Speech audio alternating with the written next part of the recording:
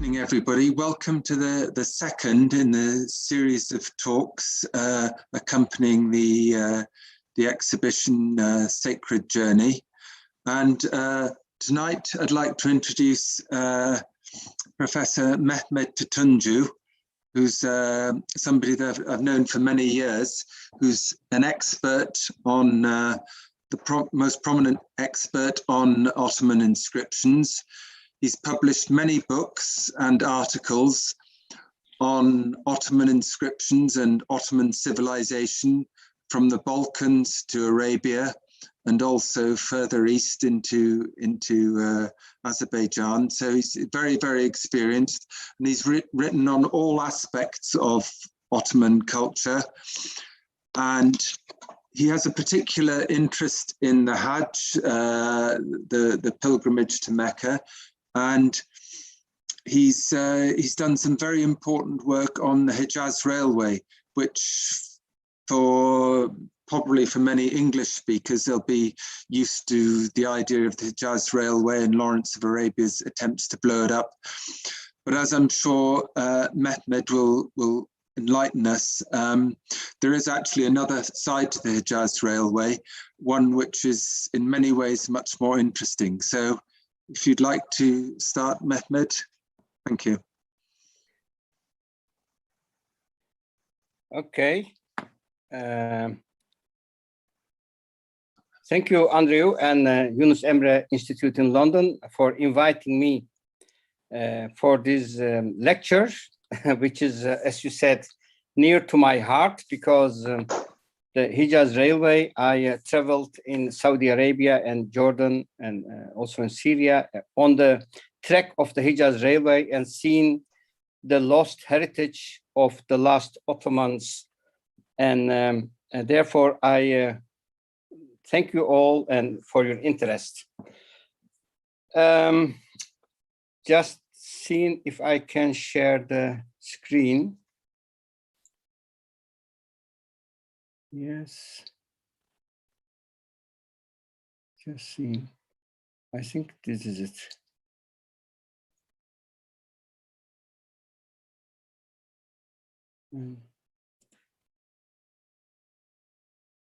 Yes, I'm trying. No, this is not.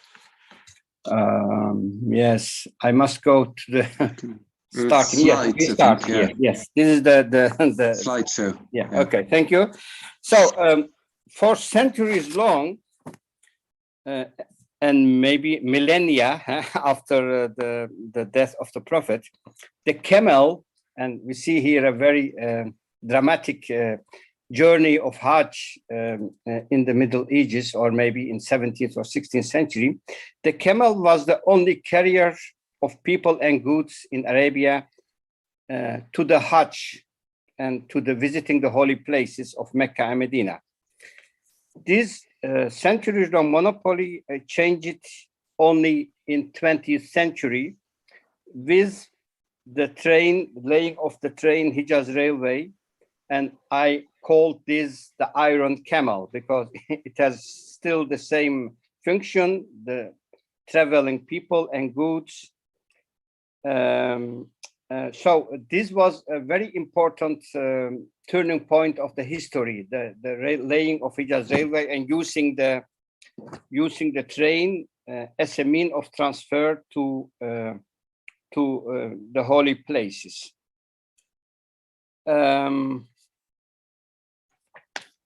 Just go further. This is the track as we see.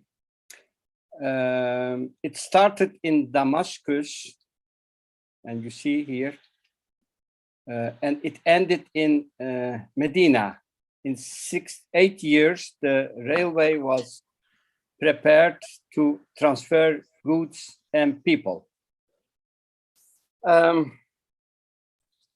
Mr. Mehmet, Dr. Yeah. Mehmet, sorry, you're sharing the wrong screen. Share?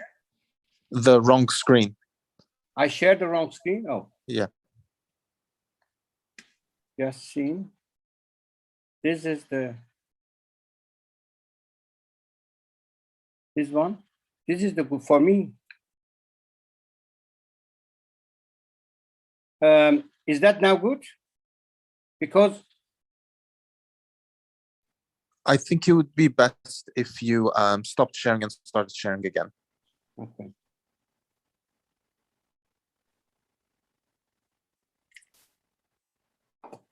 Stop and then start sharing again. That's the Yes, point. please. Okay.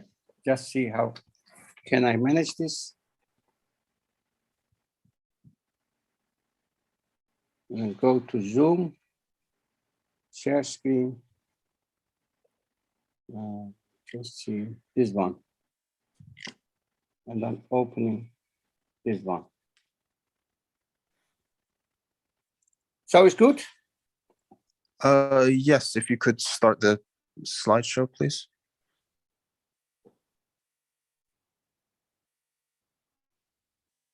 There is some problem because I have two accounts, one for camera and one for share screen. Maybe that's the problem. No, you have the right screen open right now. It's just the slideshow isn't active.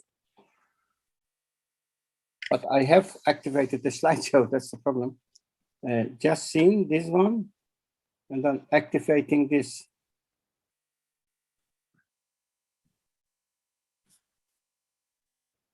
There is a problem. I don't know what.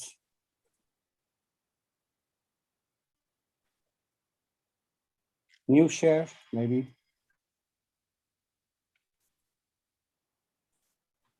So it's not going on. Okay, we'll just continue like this. No problem.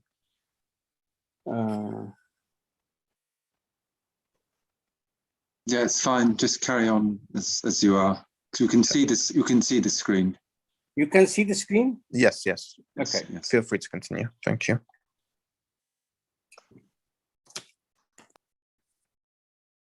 Okay. Now I'm going on. You see the railway starting in Damascus, because the railway was connecting Istanbul to Mecca. Istanbul, the capital of the Ottoman Empire, and Sultan Abdulhamid was governing when the railway was started. On 1st of May, the Sultan signed a decree, an imperial order, to build a railway connection between Damascus and Mecca. And some months later, the British consul at Damascus sends a wire to Foreign Office and says that this railway project seemed to me, and I quote, seemed to me and others so wildly improbable, not to say fantastic, that I has refrained from reporting on it to Your Excellency. So the railway project was for the British consul some kind of a fantastic idea, so he refrained from reporting anything for the Foreign Office. There were many reasons for considering this as an unrealistic and wildly improbable idea, as the British consul said.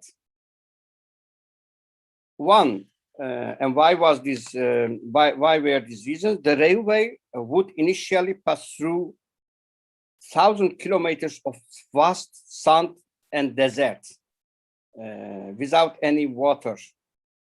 So no local railroad stores or supplies like rails, sleepers, ballast, spikes, bolts, and rolling stocks were available on the spot. So all this must be imported from elsewhere and transported.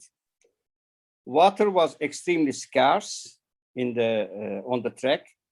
There were no trees where you can do the sleepers for the rail line. And another point was that there was limited and unreliable local workforce. So there was also absence of workers and people who can do the work. And valleys, the railroad passed through valleys, dried for years, would become, that would be very important to build infrastructure, bridges and other things. So that was also very difficult without workers and material. And another point was the temperature in the Hijaz on the summer was more than 50 Celsius degrees to 0 in the night. So that was also for the workforce, for imported workforce was very difficult to pass. And another point was that the landscape and the wild animals, scorpions, snakes, disease infections, that would be a very difficult point to pass. And last point, who would finance it? That was also a point where the British consul had his points. And so the Ottoman Empire was nearly blood because of the wars and all the points that it owned credit to all the European bankers, and so the owning or getting credit for the railway was also a point that was very difficult, it seems to be. So what Sultan Hamid was what did sign was really very difficult task to fulfill, and the British consul said this also. But the Ottomans started. The Sultan Hamid signed a decree on 1st of May in 1900, and 1st September 1900. The first rail was laid in Damascus. And exactly 8 years later on, 1st September 1908, the railway arrived and the trains arrived in Medina. The inauguration for the completed line was held. So in 8 years, the wildly improbable and fantastic idea, as the British consul said, became a reality. The Ottoman Empire had established a mission impossible, and that was a point to celebrate. And so I'm going on, but is the share viewing working or not? Because I have now another. I believe you're not sharing the PowerPoint slides. When you share your screen, you need to be sharing the whole monitor, not just the PowerPoint. Can you, okay, I'm going to close the PowerPoint and open it again. Maybe that's the point. Sure. Okay. So I'm going to share the screen again. Just see where I can, just opening this one. Okay.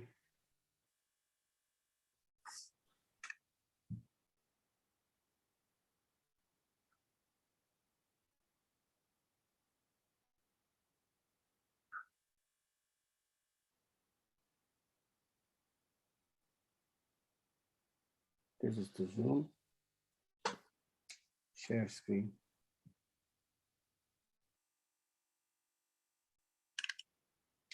This one. Okay.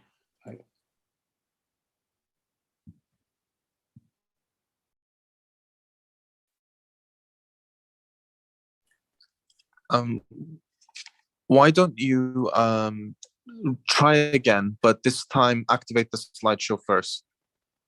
Activate the slideshow first? Okay, let's do that. Okay. Apologies for the technical difficulties. Yeah, sorry for.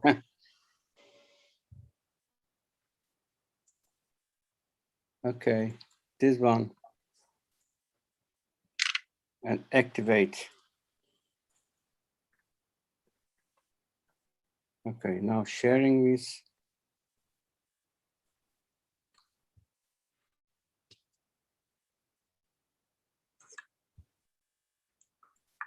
This one. So this is activated.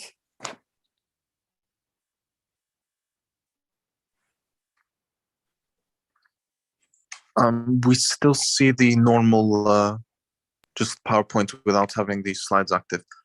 It's just, we can see the PowerPoint, but it's the slides at this side that we can see as well. You just need to put it onto the, just whole screen for the, which should be.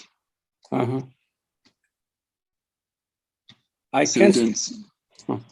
I don't know because it's okay. It's okay. I think it's okay just as it is. It's fine. Yeah, we can just go through the slides without using the slideshow function. That's no problem. Yeah, I don't know. Just I'm trying again last time because this is. Oh, I opened the and activate it. Okay.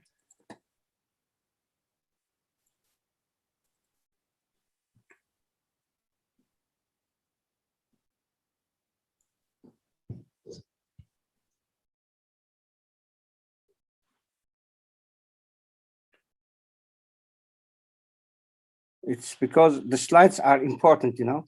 I have some very beautiful slides. So I'm going to back and then share screen. This one. And I don't know, press escape. That's fine. You see my screen, but yeah, it's now going on or not? Yeah, that's fine. Okay, we have it. Okay, so this is the, sorry for the technical difficulties. This is the celebration of the inauguration of the railway 1908 in Medina. So it was opened at the 1st of September, and you see the French illustration newspaper had a special issue on the cover on 3 October 1908, where the first train arrived in Hijaz. So in nearly 8 years, the railway was opened with great celebrations. Now, I'm just going back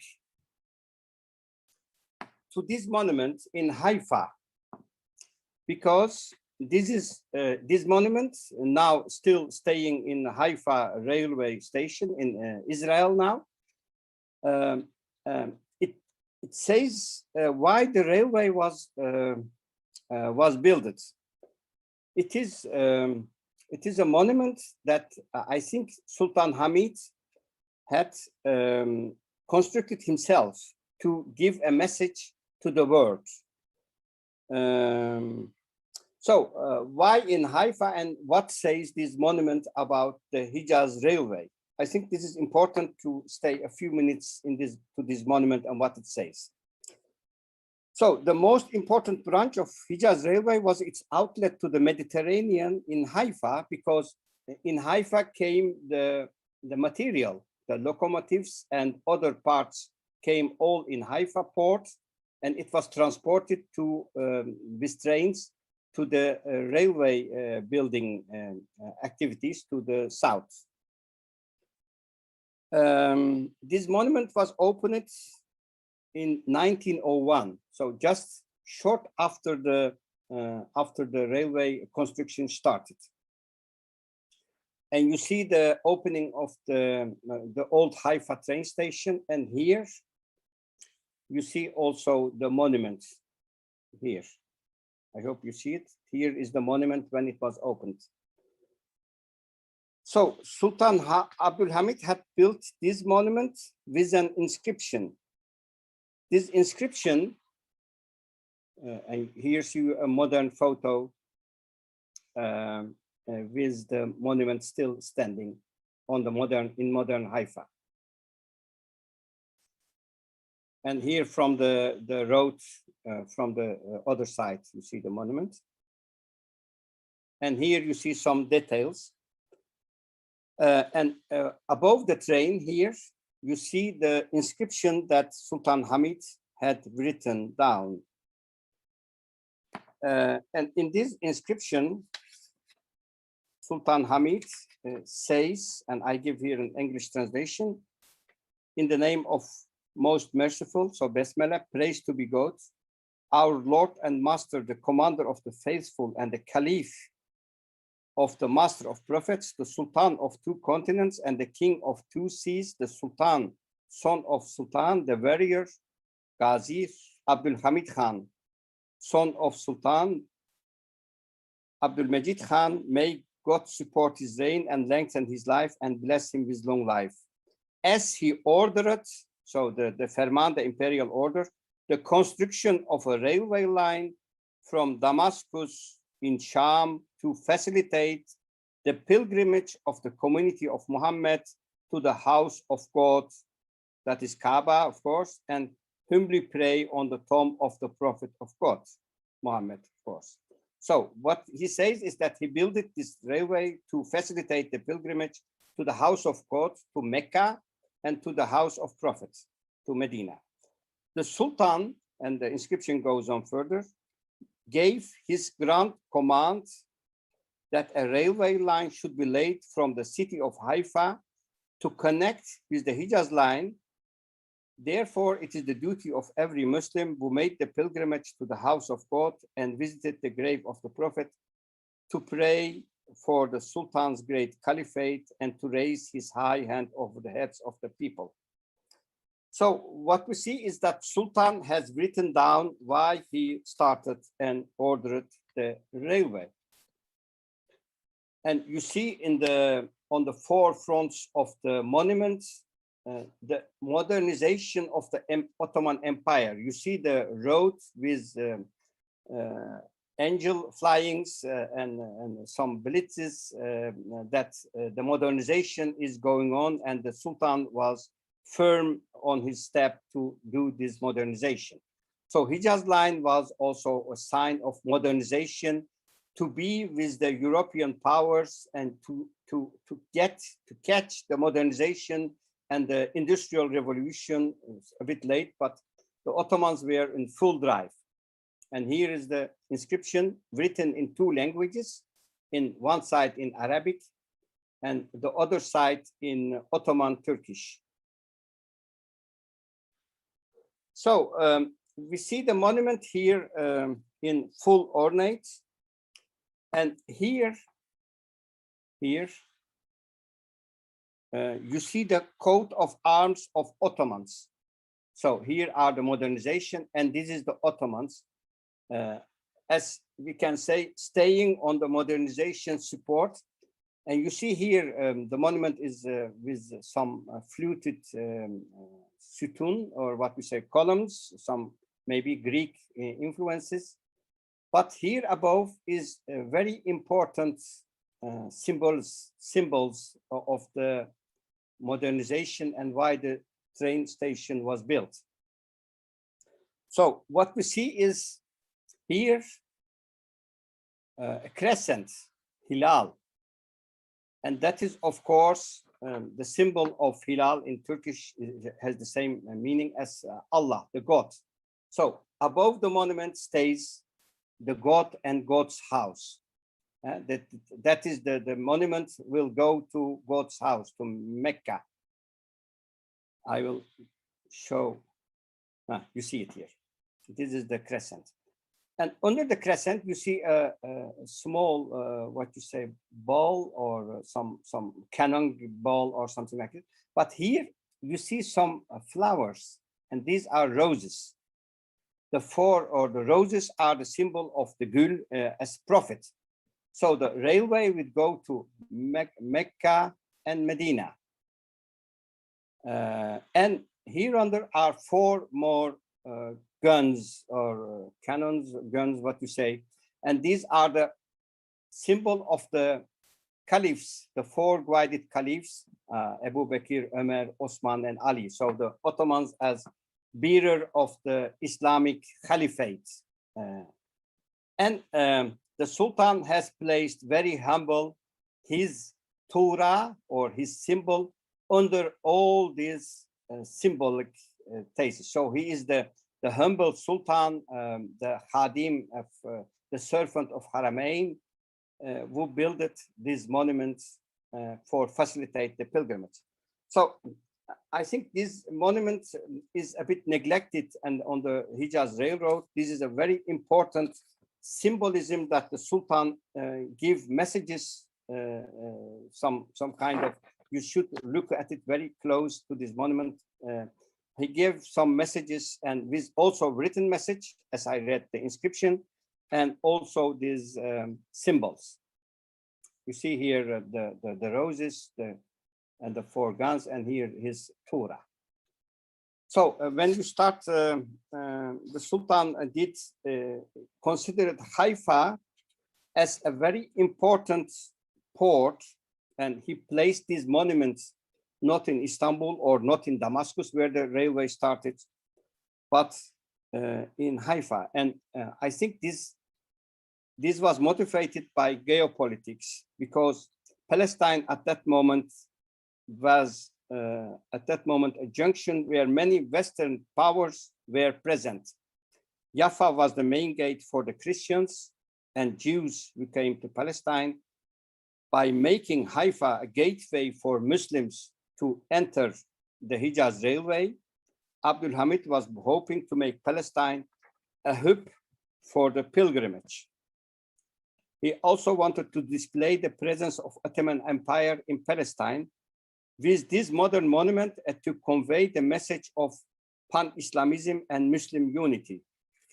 A monument comparable to the Haifa was established in Damascus, but that was a telegraph line. So also on another monument with messages.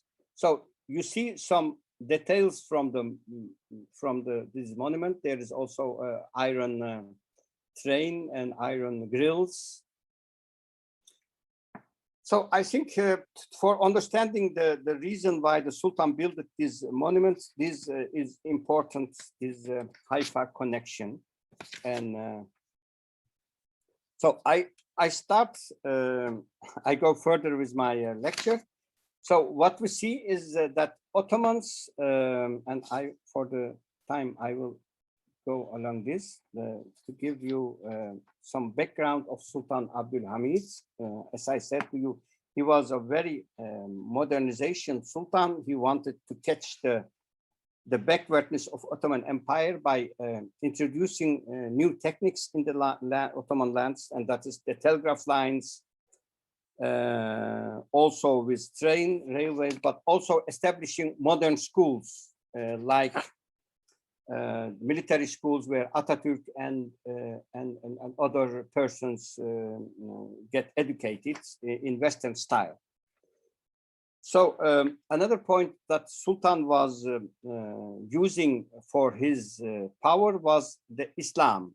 Pan-Islamism was a very important symbol for sultans, that he was the leader of the Muslims in the world. So therefore, he wanted to mobilize the Islamic community, the Ummah in the world. Just seeing, you see here the telegraph lines, the first telegraph lines during the times of Sultan Hamid, and this is the railway lines. So he started in Istanbul, and there was a line to Basra, Baghdad, and to the Gulf, the Arabian Gulf, and another one going to the Hijaz, to Mecca. Here are some old maps, and here you see the Hijaz Demiryolu and the year 1908, plaque to commemorate the ending or the finishing of the Hijaz Railway.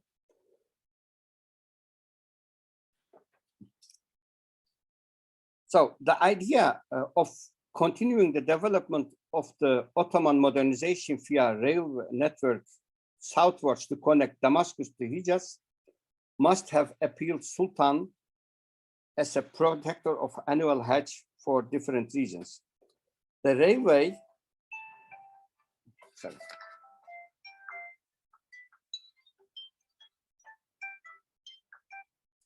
sorry, I will continue. The railway would provide the Muslim subject with a religious service of a great scale. The annual Hajj from Damascus to Mecca lasted with camel more than 40 days and was very hard and dangerous. The cost of journey was also very high. In addition, many pilgrims saved for years in order to fulfill this duty. The building of a railway would provide Muslims with an achievement worthy a great caliph. It would provide a quicker, easier, safer, and cheaper means of making the journey to Mecca and would crown Abdul Hamid's reign with a visible symbol of his piety, manifesting his concern for the holy places.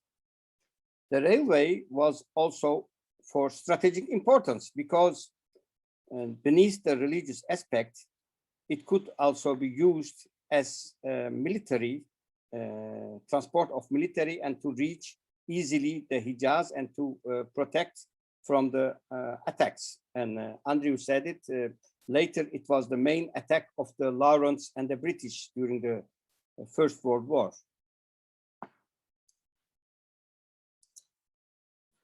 The railway would also generate extra income to Mecca and Medina because the increase of people performing the Hajj, it would stimulate urban development, agriculture, and mineral. So the proposal for the idea of the railway was a very important project for the Sultan. And another aspect for the railway was that it would generate all in the Muslim world great enthusiasm. There was established a central commission who was appointed to execute the main financial strategic framework and building operations. In Damascus, a local commission was set up to oversee the running of the project on the ground. And the Ottoman Empire would like to find new sources of income to finance the Hijaz Railway. So there were in the world 3 major groups of Muslims who were the source of funds. So the Ottomans who give money for the railway get a medal. And the Ottomans and the Muslims who lived outside the empire started collections for the Hijaz Railway.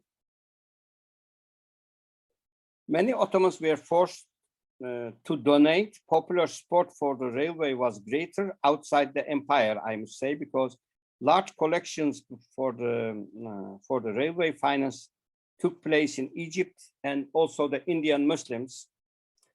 And they donated 1.1 million liras at that time. And one of the most important effects of the donation campaigns was that it strengthened the religious nature of the railway and strengthened the Muslim community all over the world as a community staying behind the Sultan. By donating all the citizens of various colonial Muslim countries, just like British colonies and French colonies, did acknowledge the Sultan's position as a caliph, the leader of the Muslims, and suited Abdul Hamid's pan-Islamic aspirations and gained prestige and influence with Western powers. So Muslims in India, Indonesia, Egypt, Zanzibar, Russia, China, Bukhara, Iran, South Africa, all donated big amounts of money.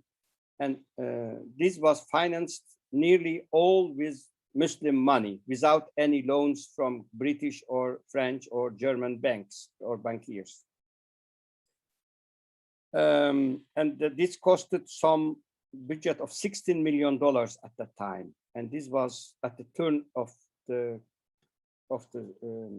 century, a big amount of money. So let's go further. Yeah. Now you see here some pictures how the railway was constructed. So the materials came first to Haifa station, and then it was transported to the starting point of or the ending point where the railway was constructed. So everything, every material was imported outside the region. And one point also was that the Turkish or the Ottoman authorities didn't want to use Western expertise. So the Germans were not allowed for entering the Hijaz, for instance. So they were only wanted outside Hijaz. Just I will show you a few more pictures. Infrastructures, you see bridges, small, some very big bridges. People working on the rail and the sleepers. The construction and the guarding of the line was difficult, and so the Turkish soldiers mainly undertook the task. So every Turkish soldier who could work was transported to this railway and to work on there. Along there was also hostile tribesmen of the Arabian tribes, the Sharif, because they didn't want that the railway would be constructed, because they were afraid that they would lose money, because many of the Arabs were taking money from the pilgrims, and when you transport it via the railway, it was they would lack money for their income. The railway was built as a narrow gauge, 1.05 meters. So this narrow gauge, so you have two gauges in the railway line, one wide, just for fast transport, and one very narrow. The narrow one was not very good for speedy transport, but it was enough, and it was cheaper. It could be build it faster, because the other one was 1.5 meters, and you need more sleepers and more wood and more rails for that. So the construction was cheap. The main advantage of the railway, I will show you because of the time. I have 40 minutes, so I'm going a bit faster. You see here some pictures of laying the workers, and here a big infrastructure bridge. And here at the port of Haifa, where the monument stays, the wagons and the locomotives are arriving, I think via Germany, because the Germans were the contractors of the infrastructural works on the railway. So this is another picture from Haifa. And what the Ottomans did was also cutting the rocks and the mountains. So because of the nature or the environment, it must be very flat. So when there was high mountains that the train couldn't climb, they cut, if possible, the mountains. So this is the track, and you see the rails are lost, but this was where the train passed when it's entered. It's in Tabuk in Saudi Arabia, and they build it, and you see here the train from the same point, I think a bit from the other point, but you see how the woods, the rocks are cut and the mountains are flattened. So it must be very hard work for laying this line.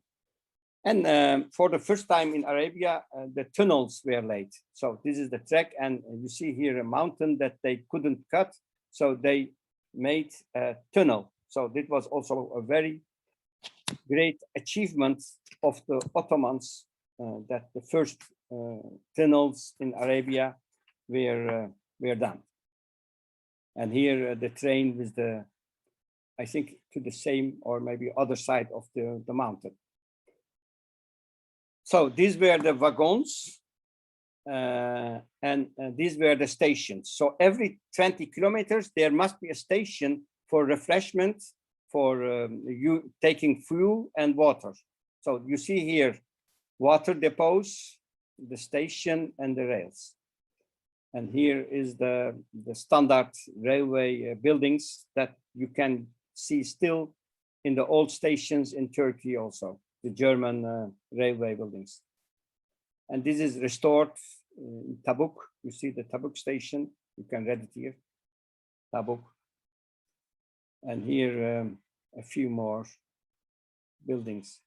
And they use this coal for engine, for firing the engine.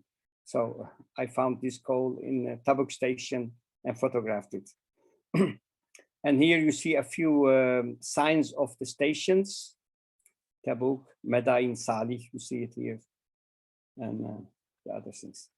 So the railway was operable in 1908, and it worked only for 10 years, because after the Second World War, with the bombings and sabotage of the famous or notorious Lawrence and Arab tribes, the railway was demolished and it was never built or restored again.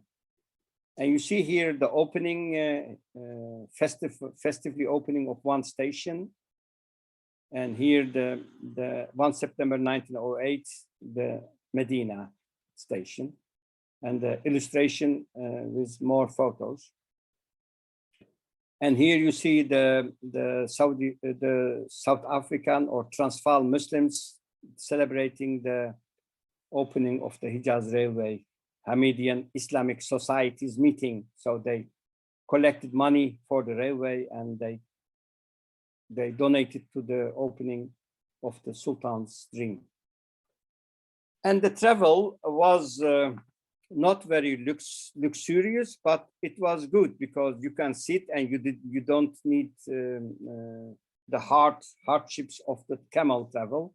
So you can take a coffee or take tea, as you see with Samaver. I think these are Russian Muslims, so Central Asian Muslims from Bukhara or something. So it was comfortable. It was not lux travel, but and you see here the sitting banks, and but it was 3 days travel and not 4 days as on camel. So it was a big progress for the Hijaz. So on the way, when there was the time for praying, the train stopped and the Muslims make their prayer, salah, and and after the prayer, they went further to Mecca or Medina. So 1914, the Ottoman Empire entered the First World War with Germans and Central Powers, Germans, Bulgarians, and Hungarians, Austria-Hungary, and the British and the French against them. And the first that British was done was to sabotage the railway. And the Lawrence and his stories and his films are famous, but still on the track you can see wagons, deserted wagons and deserted locomotives. And the railway also was used for transport of military of Ottomans also. So for the Ottomans it was very strategic. And when the Medina surrendered in January 1919, because of the railway, all the Ottoman Empire surrendered at 13 November 1918 with the Mudros armistice. But the Medina governor Fahrettin Pasha, he didn't obey the Ottoman Sultan, and he states that he never would surrender Medina and the House of Prophet to the British and his collaborators. So what was his great strength? Because of the operating of the railway, he could still get fresh water, fresh soldiers, and fresh refreshments to stay against the British and the Arabian forces. So what we see is that with the railway, the First World War ended 70 days later, because the Medina surrendered at 10 January 1919, and the Ottoman Empire surrendered at 30 November, 70 days earlier. No, 30 October, 70 days earlier. So the railway had also this lengthening of the war for the Medina. So what is over from the railway is not much, especially in Saudi Arabia. All the material are removed, nothing left from the track. Only the track is left. You see some tracks in the environment and in the when you travel. You see this is a station, demolished station, and this is the track. And sometimes you see in the far the station in the desert, but nothing is left. And there is some small, or not small, but a museum in Tabuk who commemorates the railway they have, because Tabuk lies near the Medain Salih. That's a big touristic attraction for the Saudis. This station is also a point to memorize the railway, the Hijaz railway. And you see here some nostalgic wagons and locomotives where the children take some pictures. And the railway and its track is also attractive for travelers and for adventurers who would like to go along the track, because you can still in the landscape follow the track of the railway, and that's also one touristic attraction. So Sultan Abdul Hamid had realized a railway. He was offering the world such a historical gem, and his fantastic idea that never would be realized was realized by him. And I would like to close with a picture from the Medina station, who is still staying, and a very important monument of the railway. So what we have is, we have in Haifa a monument. I started and I end with Medina, with this historical station. So I hope that you get an idea, because in short time it's difficult to give you all the aspects, but I hope you get an idea how the railway was operated, why was it built, and how it was operated, and why was it important for the Ottomans. Thank you for your attention. Thank you very much, Mehmet. That was a very interesting discussion. It's very, very important that you drew out the importance of Haifa in the construction of the railway. That's something I think which would be very surprising to a lot of people. So we've got a few questions here.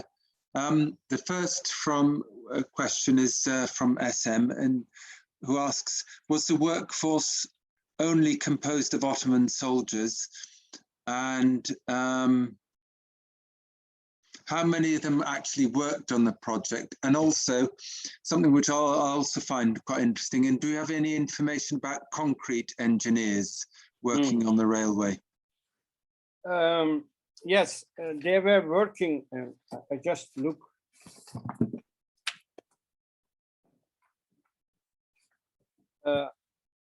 For instance, Avlar Pasha, 1906, I hope you can see, he presented a book in German, der Hijazbahn, German engineer, Kaiserlich Osmanischer Divisionsgeneral, Königlich Preußischer Oberst.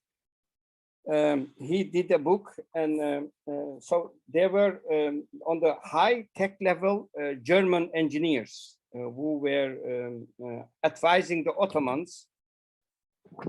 And this book from 1906 is a very important one.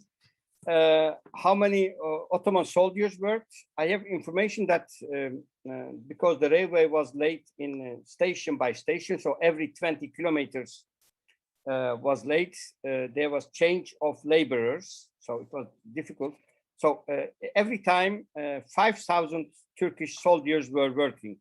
I have no idea if they contracted also the local workers, but that must be, especially when there was a local workforce. For instance, in Jordan and Syria, when the railway was gone through Damascus to Dera and to Amman, I think they contracted also local workers, but not in the desert, because in the desert you have also no working force. So they imported this from Anatolia and maybe from other Arabic countries, but 5,000 every time when 20 kilometers, 5,000 soldiers were working on. Yeah. So the German engineer was Auder Pasha. I don't know what his German name is, but he was the advisor of the Sultan Hamid because the Germans laid most of the Baghdad railway, and also the Istanbul and Anatolian railway until to Damascus, and so the Germans must be the driving force up behind. Yeah. Thank you, thank you. And we have another question from Sami, which is what local traditions did the Ottomans use from the Arabian Peninsula for building? Mm-hmm. Because apparently the stations look like classical European style. Yeah. Perhaps you could comment on that. I think the Medina station is an exemption, because the Medina station is very luxurious, and also some oriental ornaments and oriental facing, but the other stations were very standard. The Germans had a very standard buildings for smaller station, one big building, one water depot, and one depot for the engine, for the coal, and maybe one waiting room. So they didn't use especially the Arabian or local traditions. Yeah. Okay, thank you. And another question from Miriam Kuchuk, which is, what were the key economic and social impacts of the Hejaz Railway to the areas around the tracks? It's difficult because the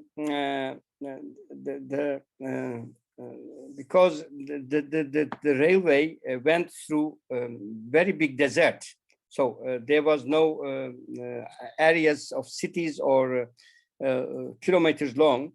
So when you start from Damascus, you went to Syria, Amman, and after Amman, you went to desert, and there was the Arab tribes, especially the one who guided the caravan, the camel caravan, and the track, were not happy with the train because they lost their money, their local tradition, and also in the cities where the markets were set up for the pilgrims, the train didn't stop there, so it went away. So I must say they must not be very happy with the train.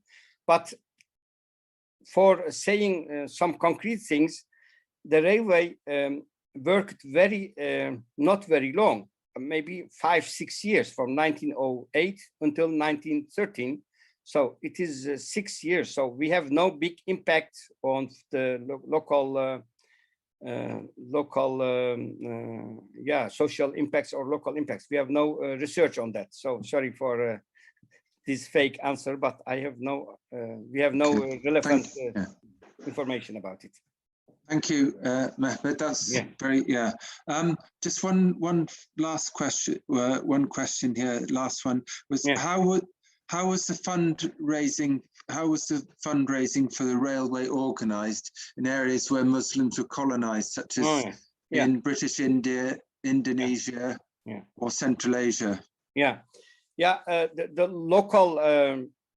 local funds were set up. Local people organized them as collecting money, because the Sultan was considered as the Caliph, the leader of all the Muslims. especially in India, there was a big collection under the colonial regime.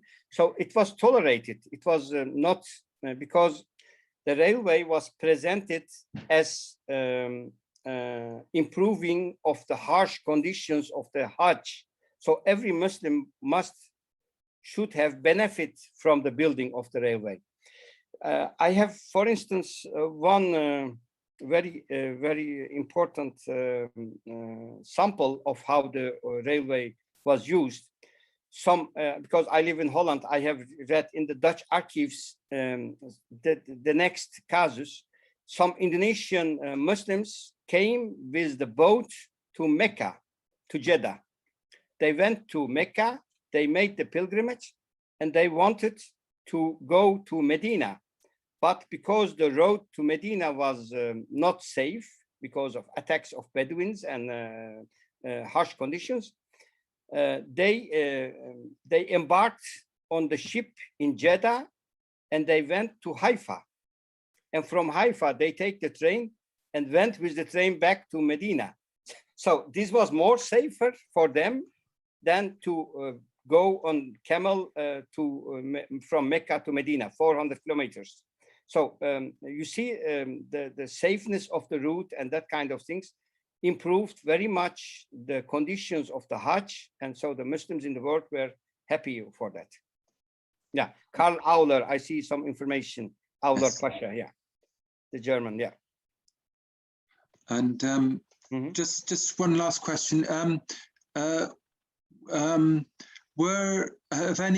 you know anything about any of the countries trying to revive the Hajj the line for either Hajj or for commercial purposes? Yeah, the old railway, I think, was placed under UNESCO's monuments of the humanity or something like it. I don't know the exact terminology, but the railway is protected, the old track, by UNESCO, and the Saudis were going to make some touristic attractions along the road. So they not reviving, but doing some touristic attractions.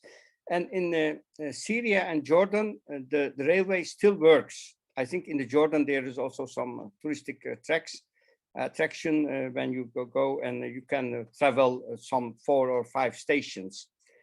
But now, after 100 years, there is also high-speed train connecting Mecca with Medina. So the dream comes from another way out, that from Mecca to Medina, there is the high-speed train. But the old route is, it could be some nostalgic or some touristic attraction, and Saudis were working on it. But I don't know how the situation at this moment is, because last time I visited was in 2017, 5 years ago. Okay, thank you very much for that. That's very interesting, and it's something which I think is probably being thought of in many of the countries. Unfortunately, probably in Syria it might take a bit longer, but yeah. So I'm just seeing, and if there's any other questions. So I think, yeah. So I think we're. Yeah. Any other questions coming in?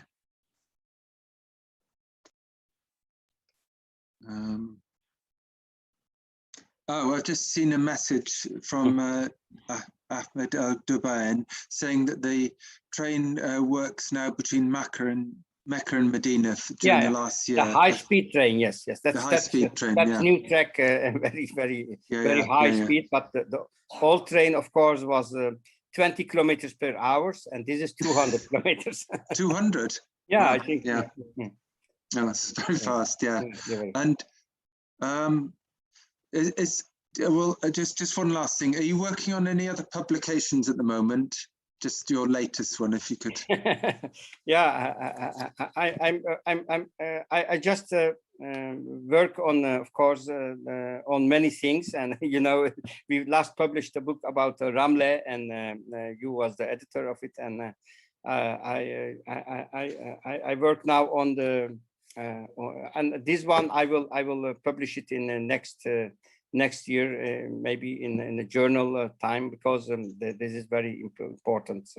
But this was a lecture, and so I work mostly on the Ottoman monuments in Arabia. So lastly, I published the Ottoman monuments in Mecca and Medina and that kind of things. So, but it's going on.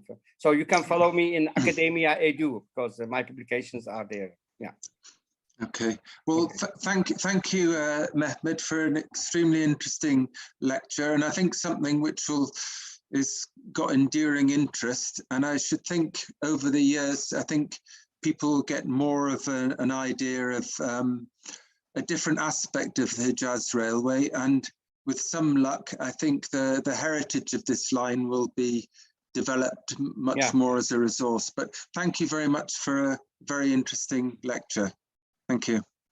Okay, thank you also. Thank you for inviting me, and good luck with the exhibition in London, because unfortunately with the pandemic, I was not able to come to London. So inshallah, next time. Yeah, inshallah. Yes.